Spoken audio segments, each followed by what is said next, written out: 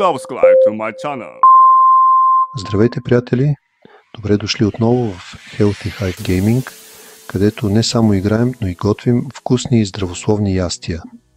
Днес ще ви покажа как да приготвите пухкави протеинови палачинки с банан, които ще ви заредят с енергия за целия ден. И най-хубавото, те съдържат само 3 съставки. Тези палачинки са не само вкусни, но и изключително лесни за приготвяне. Ще ви трябват само 3 съставки яйца, банан и овесени ядки. Яйцата са отличен източник на протеини, бананите добавят естествена сладост и калий, а овесените ядки ще ви дадат нужната енергия и фибри.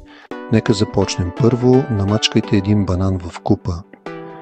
Добавете 2 яйца и разбъркайте добре. След това добавете половин чаша овесени ядки и разбъркайте отново, докато получите гладка смес. Загрейте тиган на средна температура и изсипете малки количества от сместа, за да оформите палачинките. Гответе ги по 2-3 минути от всяка страна, докато станат златисти. Сега, когато палачинките са готови, е време за топингите. Аз обичам да добавям свежи плодове като ягоди и боровинки, както и малко кисело мляко за допълнителен вкус и свежест.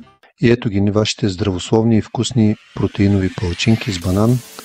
Надявам се да ви харесат. А ако искате още такива рецепти, не забравяйте да се абонирате за канала и да се присъедините към нашата кулинарна общност. До следващия път, приятели!